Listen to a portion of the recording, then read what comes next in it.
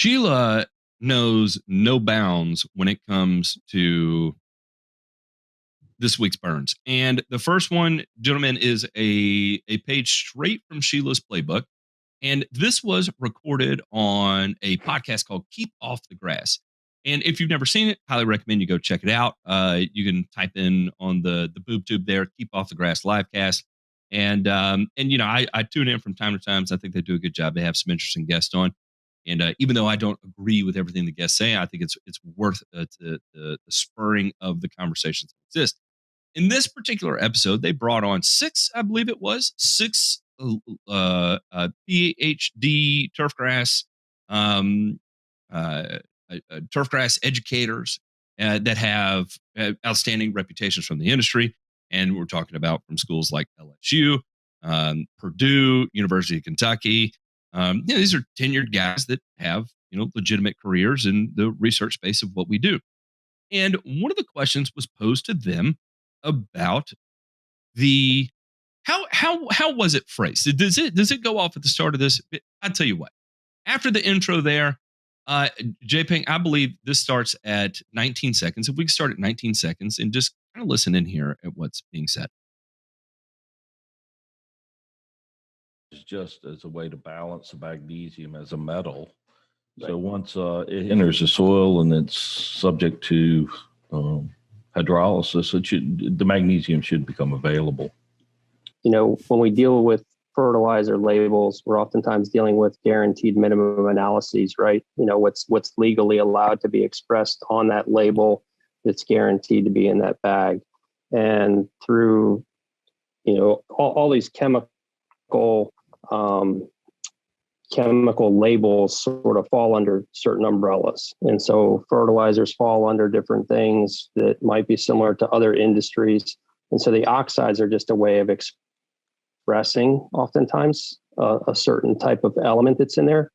The plant doesn't really use the oxides. The plant uses those elements. When we learn about soil fertility, we learn about things like potassium, or we learn about nitrogen, or we learn about phosphorus or iron or some of these other kinds of things.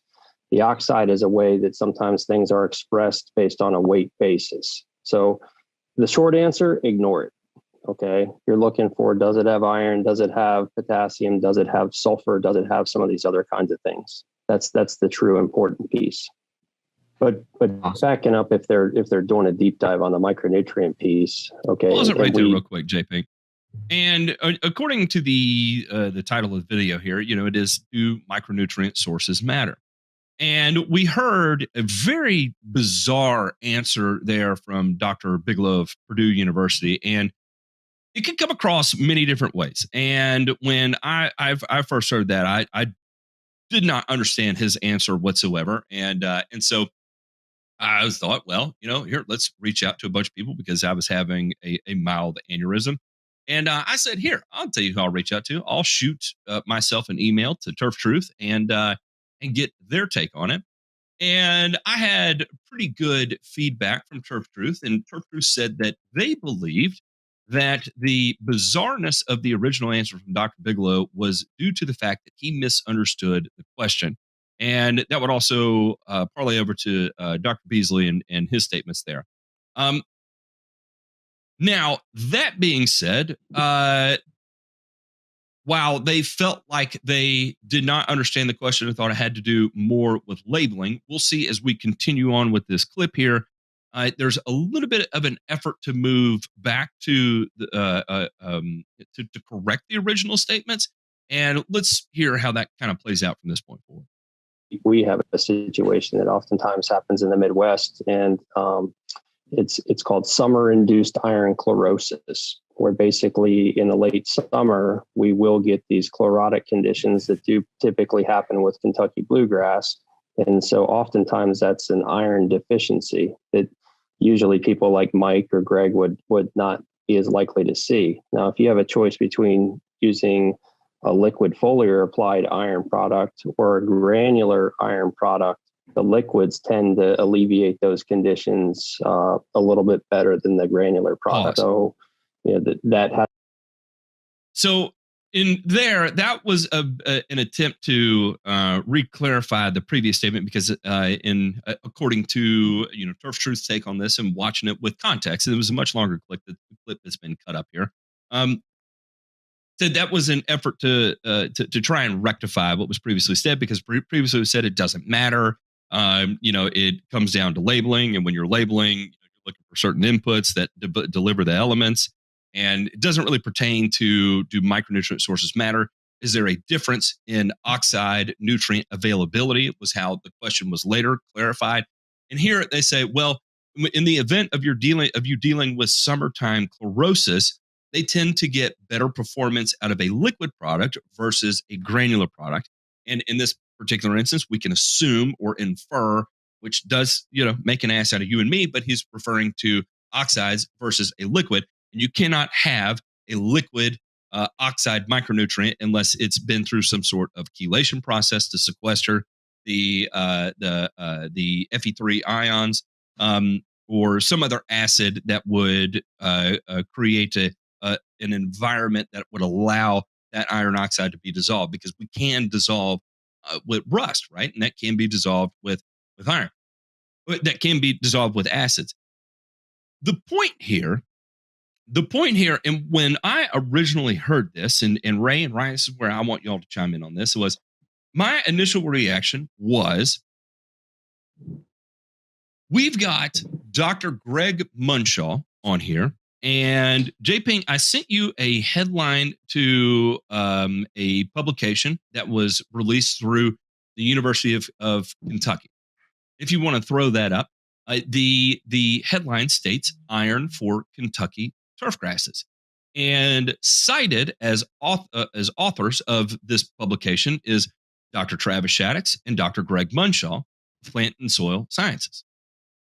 Now, later on in the article, I will get down to the section where they speak specifically about iron oxide. And when we get to here, and I'll read the area that's highlighted here, it says, no turfgrass response to iron oxide has been documented in university studies. Iron oxide and all forms of iron oxide should not be used as a turfgrass fertilizer. The point here is that one of the guests on this show, Dr. Greg Munshaw, is being quoted as one of the authors of this publication. However, while sitting on this live cast, in this bizarre answer that's coming from Dr. Bigelow, and the even further lack of clarification in the attempt to clarify it, did not chime in. My initial thought, and this could be because I'm just a crazy person, was that, well, there's an overwhelming amount of fear of having research dollars interfered with by the blender, baggers, manufacturers of the industry, right? Because if you go trash talking iron oxides as a micronutrient, and in my opinion, according to the publication that was released from Travis Shaddix and Greg Munshaw, I would infer that if it should not be used as a turfgrass fertilizer and no plant response has been documented in university studies, I would refer to that as worthless. There is no value, there is no worth to applying that product. And that is direct from university research. And the team having the inability to make that comment, my mind immediately goes to fear. They're too scared to publicly state for fear of retribution or reprimand from the manufacturers, granulators, baggers, blenders that are out there. Turf Truth said, this is likely not the case because these guys are tenured, and so more than likely what it is that they are not soil micronutrient redox specialists. And perhaps maybe the best answer in this scenario was to say, I don't know, instead of the bizarrely complicated and not very clear answer that was given. So, gentlemen, I'll turn this over to you. What was your takeaway when you heard this? Because I had an aneurysm. I'm recovered now. They had to drill a hole in the side of my head. And after they did a little bloodletting, I felt better. Leeches were next up on the list if the hole in my head didn't work. Ray, you want to go first, or you want me to? No, you go ahead, Ryan, because I'm still recovering from my little aneurysm or stroke. So, if you watch the whole clip, and they didn't do a good job of laying out like that preceded this. And I've met the guy that asked the question. He's a great guy. I think he has best intentions in asking it. And I think what it's trying to do is clear up something that was sort of brought to the forefront this past summer, where you had Matt put out a video about oxide forms of micronutrients and why they're basically ineffective, and sort of highlighting the research that Dr. Shaddix and his colleagues put out, right? And then you also had Turf Truth that put out a video, and I can't remember which one it was in. It might have been the Freedom for one or something like that, where they talked specifically about those forms really not doing any good for you, right, in terms of putting those down. So I can see why it would be a valid question to ask in that setting with those folks. Now, that being said, the question could have been formed a little bit better to say specifically micronutrients and specifically oxide forms, when they're applied as a granular, what happens to those particular nutrients? Are they taken up? Is there any value to it? And what would an academic recommend? Right? Those are really sort of the points that they were trying to get after. So when it gets lobbed to them, the answer and how it was danced around and not really like drilled on upon of saying, there's a lot of things they could have said, right? The first thing they could have said, well, why do you need micronutrients in the first place? Have you soil tested? Have you done this? Have you done that? Kind of gone down the best practices route. Didn't hear that. There was also the piece of knowing, some of the research that was recently conducted and what is out there, right, currently in terms of what's recommended as best practices for oxide use. And it's just, hey, it's not worth it. You're not going to get anything out of it. So I don't claim and fault these guys for not knowing every single answer right off the tip of their tongue, right? It's not necessarily jeopardy. That being said, it's okay to say, I don't know. It's okay to say, hey, can you, ask the question again? And certainly, we've all been in that case where we've been put on the spot. Maybe they felt like that. Maybe they didn't. I don't know. But I would love to have these guys on our show and dig deeper into this line of questioning, not necessarily to, again, put anybody on the spot, not necessarily to show anybody up. That's not the whole point. The whole point is, if we ask better questions, if we ask better questions, we will uncover what we know and what we don't know. And that's what we're always after, right? There's a certain point, and I've said this before about Turf Truth too. There's a certain point to things that we have neither the means nor the methods to know about turfgrass management. Simply don't. If there's a pot of gold somewhere that's going to fund all this research to find out shit that really maybe some companies might have thought about and looked into with their own private research, but probably not, because there's no value in understanding the answer to that question. It's purely scientific and purely, self-indulgent to a certain point if you're a geek like us. So, I'm getting a little far off topic here, other than to say that ask better questions. That's the whole thing after thinking about this, is that ask better questions. And if you don't know the answer, it's okay to say that. And I get that these guys are very well educated. They're very well respected. Nobody's dissing them. We're just saying it's okay to not know, and let's figure it out and let's talk about it. Because I think we can all agree, right? I think, Matt, you made the point, we can put rust in, a glass of deionized water. What's going to dissolve in that, and what's going to be taken up by the plant? None of it.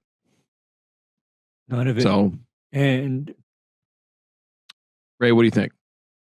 Well, what I think is there's nothing wrong with saying you don't know. There's nothing wrong with also saying this is not my area of expertise, because I'm kind of fond of admitting that early on, until I just told people this is not something that I routinely deal with, and so I'm not the best person to ask. However, I do know people where this is their area of expertise, and you may go ask them, and they probably will have a better answer than me. But at no time do I recommend tap dancing around something or giving the appearance that I'm there to sell something or to protect the sale of something, even, because that was my initial impression. Is when I saw that clip, my immediate impulse was, okay, who are these people protecting?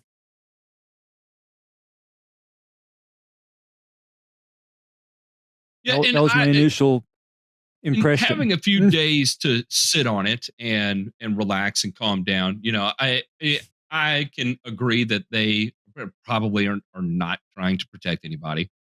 And depending on where they're, I guess the thing that I forget is that when I do a deep dive on a topic, I tend to remember it really well. And I go to a pretty extreme degree to understand that topic, even to the point where I'm doing simple experiments in a lab to be able to understand exactly what takes place, right? Where I'm manipulating the pH of water to simulate a nutrient solution that the plant is ultimately trying to take up to see what precipitates, what doesn't.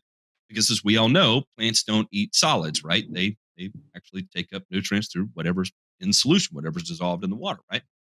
And so when I do that, it's fresh on my mind. It's deep into my brain. It's been burned in. I've done hands-on experiments with it very recently within the last year, right?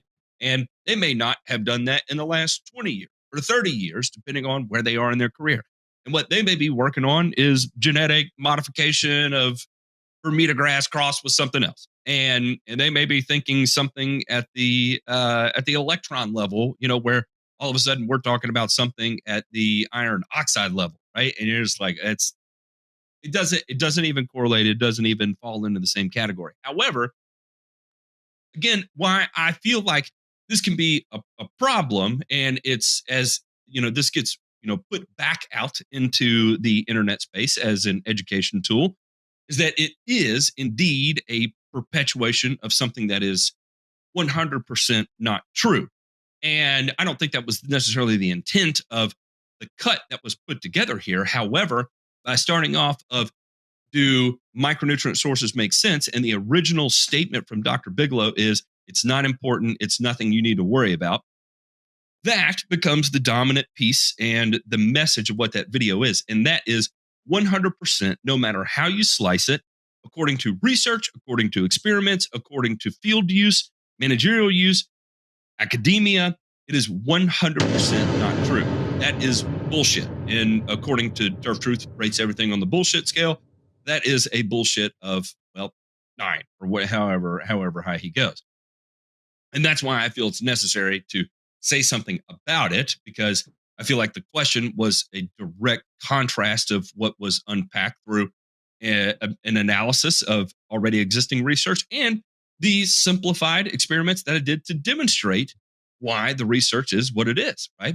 And so, if it's going to be so blatantly put forth in such a way that makes everything that I did look like a crock of bullshit. And again, my goal is preservation and evolution of the industry, right? That's why I have these people that are smarter than I am on. Then I feel like it does need to be corrected. And I do want to make clear that every PhD on that show has more IQ in their 10 fingers than I do in my lifetime, or that I could ever get to be. I do not have that level of intelligence, and that's why it's probably easy to confuse these guys when you start talking about something as rudimentary as iron oxide availability, because again, they're working on things infinitely more complex than what that is, and that's why they could all of a sudden think, well, maybe it's a labeling question, maybe it's similar to a conversion from K to K2O or P to P2O5. Something that, they learned in Turfgrass 101, and, now they're 30 years removed from it, and they've, got a PhD and dissertation defense and all that fun stuff. So anyway, I felt the need to clarify that. And Ryan, like you said, I think absolutely we should have these guys on to do a deeper dive into it. Or as Turf Truth said, that there are 10 Turfgrass professors who can answer that micronutrient question correctly. And though none of them were in the video, they are out there. And find those soil and micronutrient redox specialists, have them on and rephrase the question and the intent of it in a different manner, and see what pops out on the other side in that way, right? So I've talked way too much through this. Gentlemen, is there anything else you want to add before we move on to the next article here? I yield my time. I yield my time as well. Thank you for watching this clip. Be sure to tune in to the Burn and Return podcast on any of your favorite podcast apps every Wednesday, where we discuss the industry's hottest news.